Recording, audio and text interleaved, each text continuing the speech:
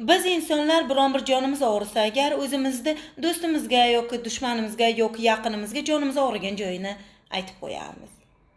Lekin aslida siz dushmaningizga ham do'stingizga ham qayeringiz og'risa ham uni aytmaslikka harakat qiling.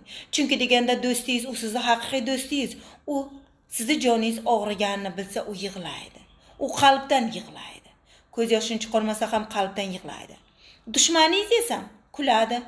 U qalbdan kuladi. U sizga aytadimi, yo'qmi, qalbidan baribir ham kuladi. Chunki deganda u sizning dushmaningiz.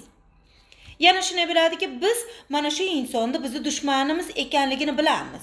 Lekin biz shuna qilamizki, men o'zim bilaman-ku bu mening dushmanim. Bu esa bilmaydi. Shuning uchun mayli, indama. U shunday deb o'ylasin deymiz. Go'yoki biz o'zimizni aqlli tutamiz. To'y, maraka, biron bir tashkiliy joylarga birga borib, birga o'tirib, yeb, ichib yuramiz. Siz aqlli emassiz. Ko'chada mingta turgan dushmandan qo'rqmang, yoningizda turgan dushmandan qo'rqing. Agar siz aqlli bo'lsangiz, uni yonidan tezda ketasiz, chunki deganda siz uni dushmanligini bilasiz-ku. U sizga baribir kunmas bir kuni yomonlik qiladi. Dushman bari dushmanlikcha qoladi. Siz yana bitta zo'r yo'lini topishingiz kerak, bilishingiz kerak. Agar siz dushmaningizni do'stga aylantirmoqchi bo'lsangiz, siz unga pul bering. Pul bersangiz, u sizning do'stingizga aylanadi.